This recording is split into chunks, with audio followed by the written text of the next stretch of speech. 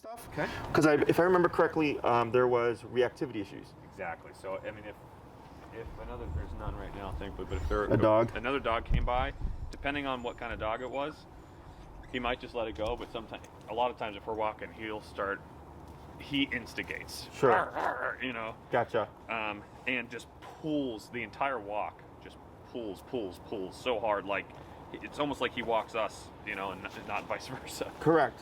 So what we're going to do today is establish the foundation.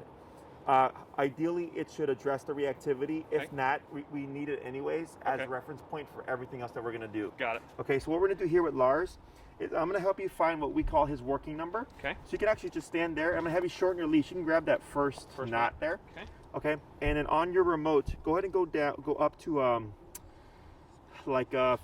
Okay. Okay. And then we're gonna look at Lars, and you're gonna press that bumpy button there on the side. The top one. That says Nick. The Nick correct. one. And we're gonna look at Lars, and tap. When I say tap, you're gonna press the button. Okay. Okay. So tap, tap, tap. So you see how he's not phased? Yeah. So let's go up and go to about 15. Okay. And if you land 14, 16 or something, that's fine. Got it. And tap. So you see how we got that big jump there, right? Yeah. Let's try going down to 13. Okay. And we're gonna repeat that and tap, tap, tap. So nothing there. A little bit. So we see how we kind of looked around? Yeah. That's what we would call perception. He's trying to find where it's going from. Correct, right? Let's try going to 14. Okay. And tap. Right there. So you see how he felt that 14 and it caused him to move? Yeah. So 16 he jumped. Yeah. 13 he kind of looked around. 14 he was like, what was that? And he moved a bit. That's what we would call working number. Huh. Okay. So your working number is going to change depending on what's going on. Okay. So like if there was like a bunch of dogs, expect that you'd be at a higher number. Okay. Got it. Yep. Or if like it's a very distracting environment. And as you get used to it, it's really just kind of like common sense and logic where it's like, oh yeah, lots of stuff going on. I'm going to go to 22 because that's what worked the last time. Got it. And you just kind of adjust it from there. Got it. So now I'm going to demonstrate the exercise and then I'm going to coach you through it. Okay. Okay, cool. So here, you guys have a really nice, well-lit sidewalk. Yeah. This really worked out nice well. right now. Yeah. At Oz Park, it's like pitch black. Oh, I can imagine. Alrighty. So here with this exercise, what we want to teach Lars is to walk at your side. Okay. I teach on the left. That work for you? Yeah. Totally. Yep. Okay. So here, every time Lars gets ahead of you, you're going to make an immediate 180 turn to the right like this. Okay. He's going to pass you, and you're going to turn like this. He's going to pass you, and you're going to turn like this, okay? And you're going to do that every time I say the word turn. Okay. Okay? So if I don't say anything, you could just keep walking. Got it. The next thing you're hit this thing? And that's going to be the next thing, is when I say the word tap, you're going to tap on that button. Got it. Okay? Okay. So now, what we have is we're walking with Lars. He gets ahead. I say turn, right? So you do this. And then I'm going to say tap. So it's going to be tap, tap, tap. And then once we see Lars coming towards you or walking next to you, we're going to stop, okay? He's going to pass you. I'm going to say turn, tap, tap, tap. Good. He passes, turn, tap, tap, tap. Good, right? And we keep repeating that. So every time you hear me say the word good, it means he did something I wanted him to do. Got it. Okay? Yep. The last thing would be pull to your left. So sometimes when we're doing this exercise, the dog will gravitate towards the right side. If Lars does this, you'll hear me say pull to the left. So on the leash, you're going to pull to the left as you're still walking, and you're going to tap when I say tap. Okay. And then we're trying to get Lars to flush from your right side over to your left side. Got it. Okay, so then once he's there, we stop tapping. Okay. So what we're teaching here is the pressure on, pressure off concept. Pressure on, when I need him to do something, pressure off once he complies. Got it. Okay, and pressure is, of course, e-collar. So real quick, every time Lars passes, I will say turn. You're going to immediately turn to your right 180, okay? And then I'll say tap as well. So turn, you go this way. Turn, you go this way. As quickly as you can, but do be careful because the snow might be a little bit slippery here, okay? Got it. Questions? No, I don't think so.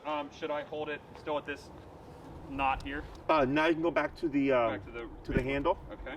And then I'm going to have you just relax your arm. Okay. Okay. So see how your leash is like right nice. It's not below him. Yeah. Right. So that's pretty good. Okay. Because it gives Lars enough length to make mistakes, but not too much length that it's going to get tangled up underneath his legs. Okay. That makes sense. And if you want, because I can see your glasses fogging up. Yeah. I'm going to be away from you. You can, if you want, you can take off your mask. Nice. Okay. Thanks. Yeah. Appreciate that, man. I know this is. It's the worst with glasses. I know. It's awful. Alrighty. So, as best to your ability, you're going to just not put tension on him. Okay. Right, unless we want to give him tension. Got it. So go ahead and turn to your right. Right. So now you see how he's on your left. Yeah. Okay. Now you're gonna just walk. And turn. Tap. Pull to your left. Keep walking. Tap.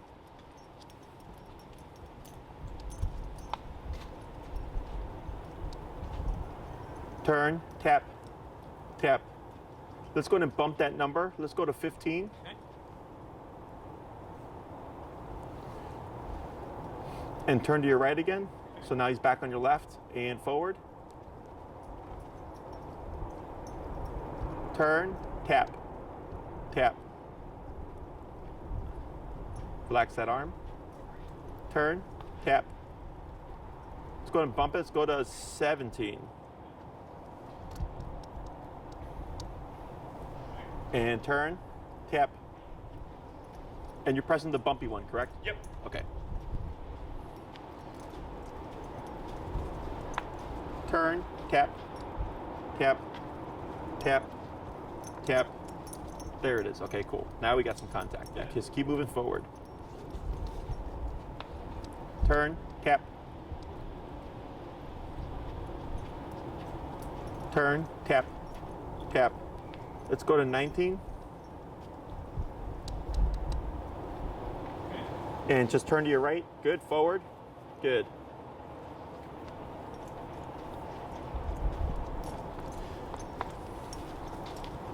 Turn. Tap. Turn. Tap. Tap. Yeah, I can see he feels it. Yeah. But since he's like moving, he's not too phased. Turn. Tap.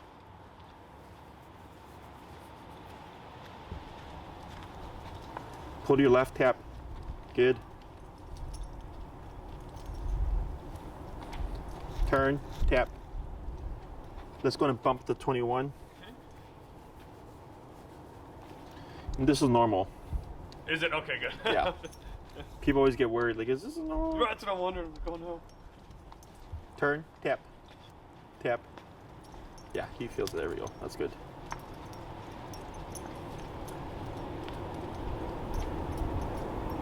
Good. Turn, tap, tap, tap. You're at 21 now? 21, yep. Let's go 25. Yeah, tough little Yorkie. He is certainly that. Whoa. Snowflake just fell on this. It's like the most perfect thing ever. That's wild. It's a sign. Yeah, really. Good. And forward. There you go. And turn. Tap. Tap. There we go. Yeah, keep moving forward. That's good.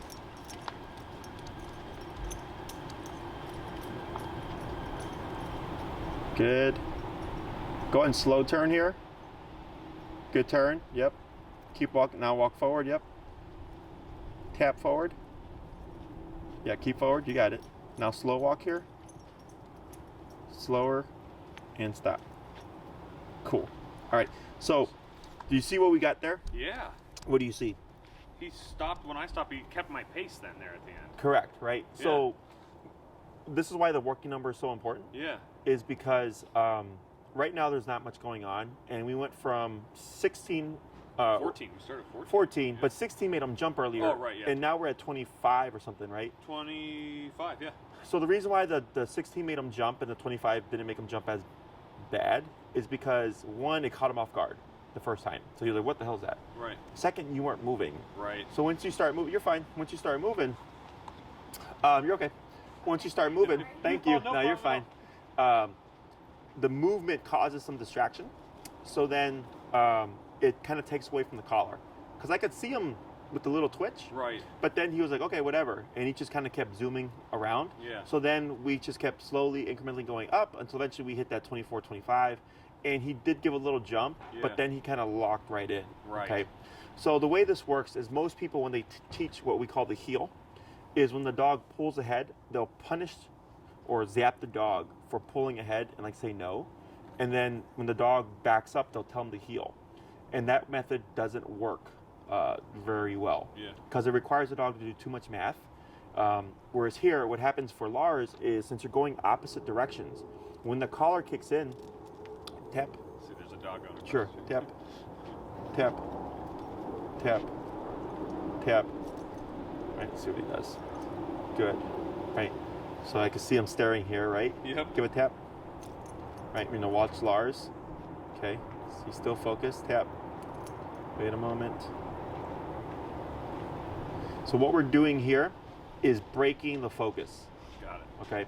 So for Lars, he'd go ahead. I'd say turn. I would tell you to tap. So this thing starts to kick in. He's like, I don't like this. And then since you're going opposite ways, he ends up turning. Right. He goes, oh, Dad's going the other way now. Right. And then when he caught up, we stopped tapping. Right. So he's starting to learn that the tapping is a sign of, or is a communication. Right. When you feel this, you're doing something incorrect. Right. So then he starts to think, well, what happens if I follow Dad? So that's why at the end I said slow turn, not turn. Yeah. Turn is turn because he's already not paying attention. Right. Slow turn is I see him paying attention. So if you're moving slowly, he should be able to catch that. Right. And then I said slow, slow, stop. And he stopped right next to you. Yeah. Because he was going, oh, you're changing, and I know I have to follow you because when I don't, something happens. Right. Then he was able to stop with you, right? Now, we shift, and we got somebody with their dog across the street or whatever. Yeah. And he right away left your side. Immediately. Right? Yeah. And what you did with the e-collar, because we have obedience and we have behavior. The healing is obedience. That sets the reference point for what he's supposed to do. Walk at my side, don't leave me, okay? Or there's consequence. And then we stop to have this little conversation. He sees a dog. He goes over like, hey, what's going on? Yeah. And you went, don't worry about it. Huh. Okay, that's what the tap did at that moment was, don't worry about it. Right. He backs off, Yeah. but then he was still kind of Yeah. posturing, right? He was still locked in. Yeah. And you said, hey, I said, not worry about it, right? Don't worry about it. And about 3 taps, and now he's just sitting there beside you, Yeah. right? So what you're doing is you're disrupting the habit, okay? He goes on alert, and we need consequence to tell him we don't want that, Right. okay? So e-collar allows you to do both obedience and behavior, and we don't need him to be like, rah, rah, rah, like rolling on the ground, Right. that's where the working number comes into play. And Right. his working number with obedience versus behavior may be different. Okay. Okay, because that dog was across the street, Right. right? So I imagine if the dog was on this sidewalk and you were here, He'd be all over. Yeah. it would be much worse, Yeah, right? oh, And yeah. I'm going to give you tools to start addressing these things. Right. But that's how it starts working, okay? Awesome. Now, do you have any questions so far? No, I don't think so. It makes total sense. Okay. I guess the only one is, every time he goes out, should he be wearing it then? Correct. Okay, got it. So let's say it's a quick potty break, right? He's just going to go pee before bed. This is personal preference. Yeah. You got a little, 8-pound, 10, 12-pound It dog, was like right? 11, yeah. 11 pounds, yeah. I've had clients, reactive dogs, take them out real quick for a potty break, just right here. And then it's a parade of dogs. Right. And they're like, crap, right? Yeah. So you pick and choose. I'd rather, even if you're just going to run him out, I'd rather have it to disrupt him. Yeah. You don't have to worry about the obedience stuff. It's just there in case he flips out. You can Right. stop it, Right. right? Yeah. Or if it's like, whatever, he's 11 pounds, I can pick him up. It's whatever. But then Right. he becomes a gambler. Right. And he's like, oh, am I going to have to behave or not behave, Yeah. right? And that's why I call it the cop and the collar, because once he realizes what it is, and he's like, oh, crap, this means something, it's going to affect him. And you'll notice, when he's got it off, he's reactive, and when it's on, he's non-reactive. Yeah. And people are always like, well, the dog should learn to be a good dog. I'm like, they're not like humans. Right. And then even humans, we speed and all that crap, right? Right, yeah. So, even if humans can't do it, and we, it's called, it's the opportunistic behavior. I was like, I don't expect the dog to. So, if it's a quick run out to go potty, it's whatever. Just be mindful of he's going to be reactive. So then you'll want to, of course, shorten your leash or whatever. Yeah. And then just run him back inside. Gotcha. Other questions? Start at the same. You think I should start at 14 each time? I would start at 10. Start at 10. Yeah, okay. because he's a smaller dog, and the connection that we have with that spot that you have it on is actually pretty good. Okay. So I would, once we're done today, go up and then mark it with some nail polish. Yeah. So you have the consistent spot, and then after a couple of weeks, you can trim the excess. Okay. Oh, okay. That makes sense. Yeah. Because it's so cumbersome this way. Yeah. Yeah. Other questions? I don't think so. All right, no. So we're gonna repeat that process. So we're at 25, correct? We are at 25. Yep. 25. Let's go ahead and go down to 21. Okay. And he's been sitting there this whole time. Yeah, he has. I'm surprised he's fine with the snow. My dogs are He's shaking and shivering, but he seems fine. Like he doesn't seem to mind it. Like when it's snowing out, he'll jump through it and stuff. Yeah, no, it's fun because I have a 60-pound pit, but she's from Texas, so she don't. Oh yeah. She doesn't do this kind of weather. Alrighty. So go ahead. I'm gonna have you start walking down this way. Okay. Come here, Lars. Tap. He's not moving. Yeah. Tap. Tap. Keep going forward. Tap. Tap. Tap. There he goes. Attaboy. Good. Pull to your left. Tap. Tap. Go ahead and bump it to 23. This is normal. I'll explain this after we work through it. Okay, gotcha. Tap. Tap. Tap. Tap. Tap. 25 again. Tap. Tap. Tap. A little bit of pull a little bit on your leash. Yep, there you go. Tap. Keep going. Tap. Tap. There he goes. Good. And relax. Good. Keep moving. Then pull to your left. Tap. There you go. Oh, he's getting trained. He's having. I didn't even know. He's having dog training to learn how to walk the right way. He is the worst walker of all time. He's aggressive towards people and dogs, and so this guy's helping us teach him how to follow the right way and walk the right way and not be aggressive.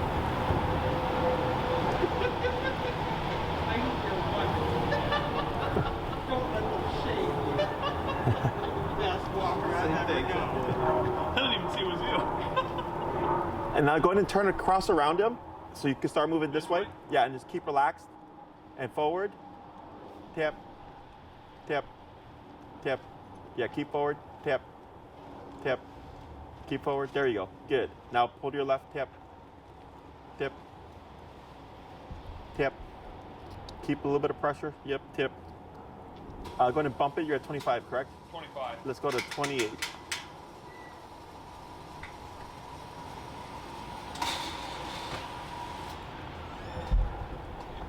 All right, got it. There you go. And tap. Tap.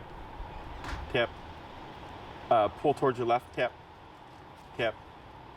There you go. Now relax. Good. Better. Keep forward. Tap. Tap. Tap. Tap. There he goes. Good. Pull to your left. Tap. Good. There you go. Keep forward. Tap. Tap. Good. Now turn. Yep. Good turn. Pull to your left. Tap. Tap. There he goes. Good. Good.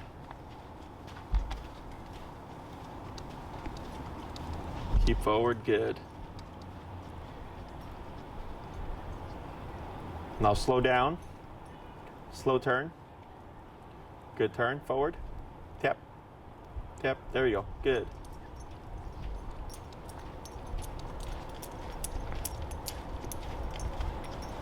Very good. Keep forward. Tap.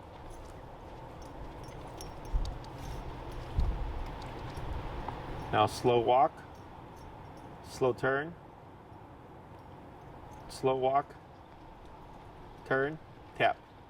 Tap. Good. Slow to slow turn. Good. Turn. Tap. Tap. Turn. Tap. Tap. Tap. Keep forward. Tap. Let's go to 31. I think we lost contact there. It could maybe when you mark it, use it as a reference, Might and go then a little tighter. you can maybe do one more tighter. Okay. Go ahead and go forward. Okay. It's not too bad. It's Okay. pretty consistent, but yeah, good. Now slow walk to slow turn. Good. Now slow walk here. And turn. Tap. Good. Turn. Tap. Good. Turn. Tap. Tap. turn, tap. And it's the bumpy one, correct? Say what? You're pressing the bumpy one still? Yep. Okay. Let's go and go your 31. Let's go 35. This is good. Yeah, no, what it is I'm pretty sure his stress levels are going up. Oh, yeah. Because he keeps wanting to go back to the gate. Yeah. Okay, so, and this is normal. Is it okay? Yeah. Yeah, good. See how he kind of slow down a bit? Yeah. Good. And do a slow turn. Good turn. And you see how when you come back this way? Yeah. There he goes, right? He passes. Now Yeah. turn, tap. There you go. Now we got connection. Good. Yep. Keep forward. You're good. Sorry. No, you're fine. You're good. Turn, tap. There you go. Turn, tap. Good. Turn, tap. Turn, tap. Turn. There you go. Turn, tap. Turn, tap. Turn, tap. Better. Turn, tap. Turn, tap. Slow turn. Go ahead and keep forward. Keep, and as you're going forward, tap. Now turn, tap. Good. Slow turn. You're at 30. Oh, there we go. 35. Yeah, he's locking in now. Turn, tap. There you go. Relax that arm. Good. Now slow turn. Pull to your left. Tap. Keep forward. Pull to your left. There you go. Keep forward. Pull to your left. Right. Good. Now relax. Good. Turn. Tap. Slow turn. Slow walk. And stop. Good. So, did you get dizzy right there? Yeah, really. So good job. Thanks.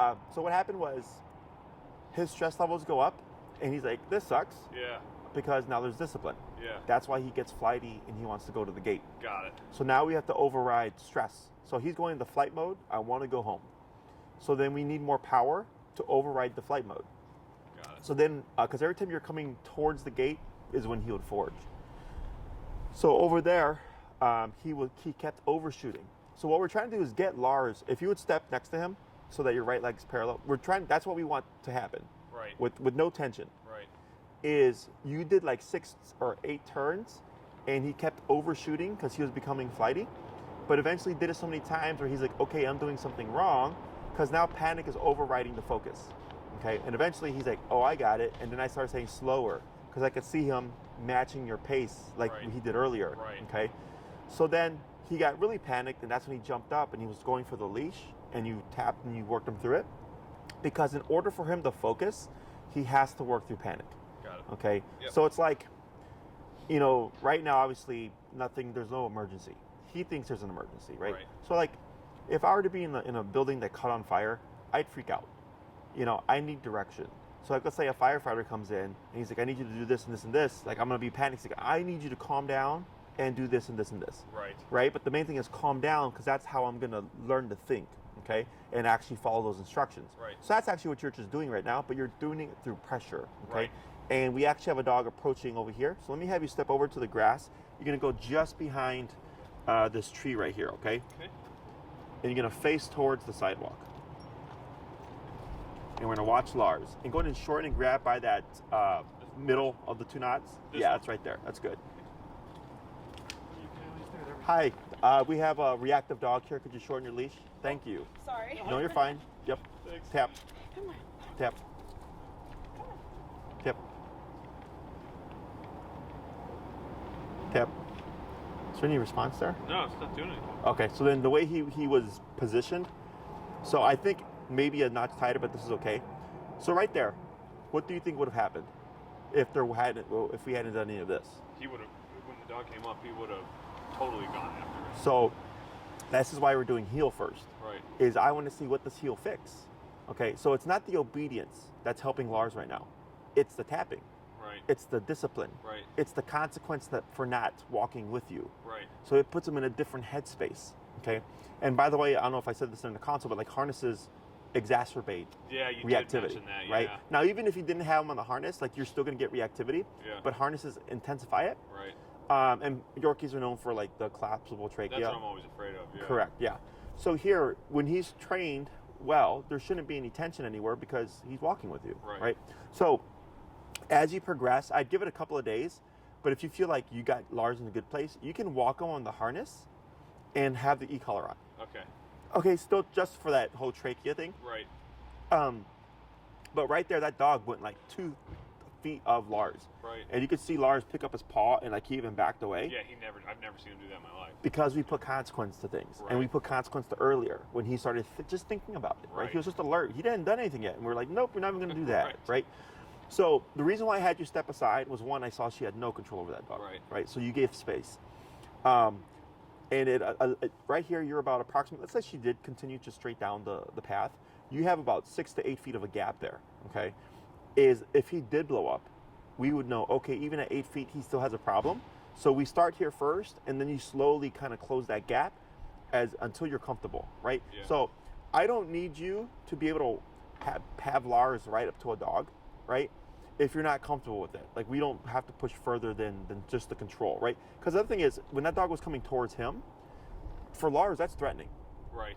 So just so you know what his world is like, that's threatening. Right. Okay? So he's like, this makes me really uncomfortable. So technically, if he did respond to that, in his world, it's valid. In our world, he's just responding in kind. Right? Yeah, he's just like, hey, man, he's like, back off. I don't like you coming at me like that, right? Right. Because in their world, it's kill or be killed. Right. That's how they think, right? Now, you know that's just a neighbor walking her golden retriever puppy or whatever, right? He doesn't know that. Right. So here, by stepping aside, one, you're taking action and saying, like, look, we're not going to run from this and we're not going to hide from it, but you're also not going to be a jerk. Right? But then, when I saw her coming with her puppy there, I said, oh, we have a reactive dog. Do you mind shortening your leash, right, and just going? I took control of the situation. Right. So that helps him too. Because even though he doesn't know what we're saying, he's like, you said something, and then there was a response. Pulled off. Right. Yeah, like, dogs can see that stuff. So it's like if you go to a country where we don't speak the language, and you see a fight break out, and you see what looks like cops come and like break it up and take people and put them in cars and drive away. Your assumption is there was an argument, they got in a fight, the cops came, they took them to jail. Right. But you don't know the language. Right. Same thing for the dog. Okay. Right. So here, makes sense. This is what I would have you do when you're out with Lars and you see someone walking their dog coming towards you. Is, you can either do it right off the bat and step aside and wait till they pass, or you can wait, go a little bit and then step aside. Yeah. But you want to be more proactive about it. So that this way you can, your responsibility is Lars, but then at the same time you can keep an eye on what's going on over there. Yeah. Okay. So they'll get tunnel vision where you're just focused on Lars. Yeah. Because then what'll happen is, like, let's say you're looking at him, watching for his behavior, you don't see that lady coming with her dog there. Right. Okay, so it's like I'm looking at the dog, but through my peripheral range, I'm also seeing what's going on over here. Right. Because it will happen. They're like, oh, look at your cute Yorkie. You must be stepping aside so my dog can say hi. Right. And the answer is no, I'm not. Right, yeah, exactly. Okay. Exactly. And then right there, I just put my hand out, give instruction like, oh, we're not ready to socialize, or, he's not, so whatever you want to say. Yeah. I've learned to not say please, because people don't listen to please. Right. They're like, oh, no, it's fine, my dog is social. And it's like, no, I'm saying no for a reason. Exactly. Please don't bring your dog here, right? So once the distraction is gone, you simply step back on the sidewalk, and then we continue again. Got it. Questions about any of this stuff? No, this all makes perfect sense. It's helpful because typically when a dog, like if we were right here and a dog was walking by, I would always get him out of the way. And even still from here, it's like he thinks he's going to break through his leash and go get him. Correct. So it's like keep that behavior up, right? But just by adding this in, the verbal stuff, that will help. Correct. Okay. And let's say he started to pull edge forward like this, that you would remote because he's already thinking about being reactive. Yeah. I can feel it early when he does it. Yes, and that's when you want to start to build. As soon as he sees a dog far away. Correct. And most people tend to wait for the explosion. Right. Okay. And if you wait for the explosion, he will always explode. Right. Okay. You're at 35 now? Yep. Let's go and jump to 40 or 40-ish. We have another dog passing. Okay. And since we didn't have contact on 35, we're just bumping it a bit, okay? Okay. Now, if Lars does have a moment, I want you to pull straight. Oh, they're crossing. Oh. Yeah. But he didn't care. Yeah. So let's say Lars does become reactive. I want your instinct now, instead of pulling back, you'd actually just pull straight up. Okay. Yeah. And then just be, of course, mindful of the throat, of course. Right. You're not like hanging them off the ground, but enough that if you pick the front paws up, you immobilize them.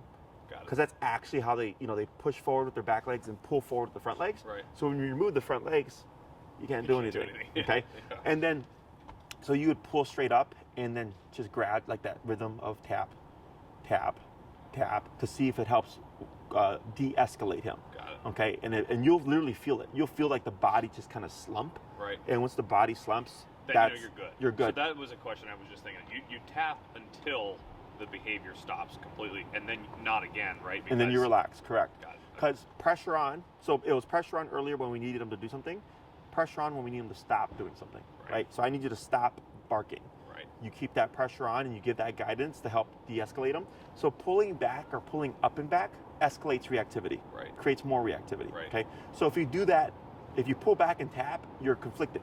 You're saying don't tap with the remote, don't bark with the remote, but then you're saying bark with the leash. When you pull up, you're de-escalating the brain, and the tapping is help break the barking habit to help de-escalate them faster. Right. Okay. Okay. Yep. And then once it passes, you relax. And the reason why I had you grab it closer, and that's like the perfect length there, is because it limits his range of motion. Right. If you had the leash how you had it before, he could lunge that He entire would be length. able to get. Yeah. He would have gotten to that dog. Yeah. Exactly, right. So then once that passes, then I give the slack leash, and then I go back to walking again. Okay. So it's both, of course, training the dog, but I'm also training you how to just be aware of your tools. Yeah. How much leash you give and stuff like Yeah, that. that's helpful. 'Cause like I said, typically I always forget about these other notches in there, and I just use the main one, and he just, pulls me like the entire time. Yes. And here, when you walk with him, like let's say you do a 15-minute walk, it's not about how much ground you cover, like a mile for exercise. It's mentally, is he under control the whole time? Right. Okay, so this first week or so as you're practicing, you may not get very far. You might only be able to do the block. Right. Right? But if you can keep him at your hip the entire block, that's actually more exhausting than letting him pull you and walking for a mile nonstop. Right. Okay. Yeah. Okay. Other questions? I don't think so. Okay, so let's go ahead and bring him back to the sidewalk here. Okay. All right. And we're going to repeat that process. We're going to relax. Should I take it down at 40? Go to 35 again. Okay. And then forward, yep.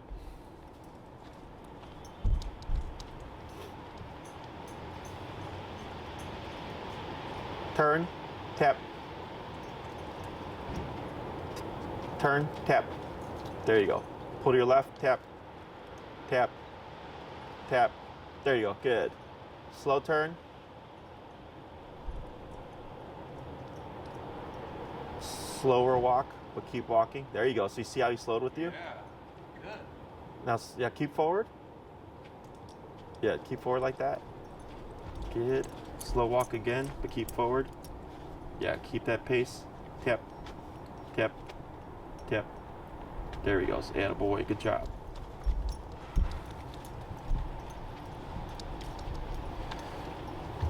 Now slow to slow turn. Tap, yep, good job. Now slow walk here. Slower. Stop. Right, so you can even see him when you slow down. He hesitated and started to like back off, right? And then wait for you. Right. So that's what we're looking for. Yeah. Okay. So with Lars, when you walk with him, what I would suggest is you'd come out, have him collared up, everything turned on. If you come out and you see like a dog coming, we actually have another dog coming right here. Yeah. Let's go and step aside. Yep. Perfect. Is let him do the business first. Okay. Pee, poop, get that out the way. And then you'd start this walking exercise. Oh, I guess she lives right there.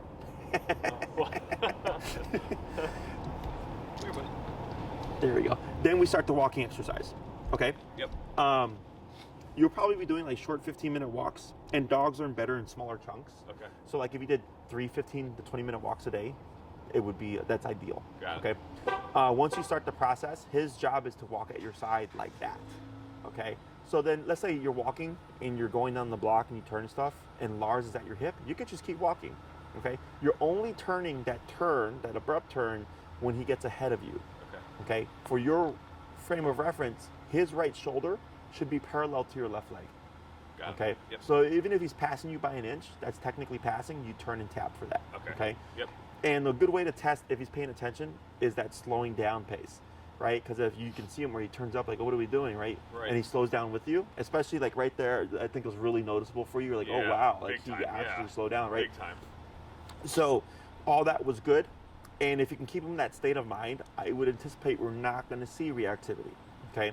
If we do see it, then we go to what I said earlier, is where you would pull up and tap to de-escalate him. Right. Let's say you're at 35 and 30, you can see him like twitching, but he's not caring about it. Yeah. And you can't stop him. Then I go, all right, well, next time I'm not going to be 35, I'm going to try 40. And let's say you see another dog, he starts to lunge and bark. You repeat, but now you're tapping at 40. It doesn't phase him. Then the next time I see a dog, I'm going to jump to 45. Yeah. So you just keep increasing it, okay? Every dog has a breaking point. Right. And eventually, like, it might be, for example, 65. Right. Where he'll just like, oop, and he'll just shut up and sit there, like, all right, right? And then I continue with that. And then what you might find is 65 becomes too much. And then you start to lower it back down again. Right. To find, well, what's your new number? Right. Okay, because once you break habits through power, the brain becomes more sensitive to it. And they're like, oh, I don't, like, if me growing up, because I was raised old school, spank, maybe I did something, my mom had to spank me like 20 times straight, right?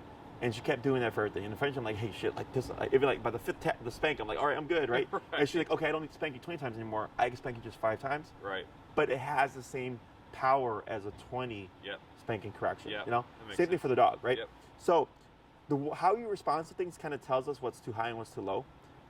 If he's not responding to the tap, too low. If he's over responding and he's like rolling on the ground like, oh my God, probably too high, okay? Yep. It's not uncommon to get a yip here and there in response to the collar, but like let's say I tap him at 65 and he yips, but then continues to lunge. Even though he yipped at 65, he's still continuing to lunge. Right. Right? It doesn't mean it's enough to stop it quite yet. Right. So don't think just because he's yelping that it means it's being effective. Right. What he does in response after the fact, oh, he stopped barking at 65, that's effective. Got it. Okay. Yep. As you get used to this, you'll just kind of be going up and down, just preemptively. So like if you start at 15 and everything's going great at 15 and you step aside and you're like, well, the last time I remoted him, I was at 35, just jump to 35. Okay. And then just adjust it back down as you start doing your obedience stuff. Yep. The release word that we use for your job is done is break. So like, let's say you're walking with Lars and you want to give him a second potty break, you would stop and he would stop with you. And then you would say break, and then you'd lead him to like the grassy area or whatever to go do his potty business. And then once you're ready to go, start walking and tap to bring him back to your side. Got it. Okay. Yeah, I was gonna ask about that actually because he pees on everything. Yeah. While we walk. Yeah. Is that he shouldn't be doing that? Not in this exercise. Not in this exercise. Yeah. Okay. So like, let's say you start your walk with a 5-minute leisurely stroll where he can pee on whatever he wants. I don't care. Got it. But the moment you start Once we actually start working on it. Yes. Got it. Okay, Yeah. that makes sense. So it's clocking him into work. Yep. Like right now I'm working, I'm not smoking a cigarette, I'm not having a beer. Right. Like I'm on the clock. But then Right. afterwards, I could do all those things, right? Got it. Same thing for this guy. So break means your job is done. You can pee, poop, roll around, sniff the ground, pee on everything. I don't care. Now, if you're trying to train him so that he just pees all at once, because my Chihuahua used to pee on like everything as well. That's what we can't walk 5 feet without him peeing on the next thing. Yes. All the way So down, what little I do squirts here and there. is like, let's say we do a 20-minute walk. I'll come out, I'll give him 2 to 3 minutes, right? And I'll just stand still. And he might be like, I'm bored. I already peed on that tree. I want to pee on a different one, right? I start to walk and I remote him and I keep him at my hip. And let's say he tries to pull off to pee. I remote him again, stay on the hip. And at the very end, I'll say break and give him another potty break. And what ends up happening is he learns like, oh crap. Like once we start walking, it's walking. So if I got to use the bathroom, I better use the bathroom right away. Right. Because dad is not stopping until he says we're done. Right. And like my Chihuahua, because of that, will pee everything all at once. Nice. Okay. Yeah, okay. So we just have to break learned habits, Yeah. and it's not being mean. You're giving them the opportunity to pee. It's just on your cue. Right. And then, if you tell him break and you do a leisurely 5-minute stroll, like I don't care if he pees on 100 things. At that time, it's like sure, like now you're on your own time, right? But when we're on the walk, he has to be on that hip. Got it. Okay. Other questions?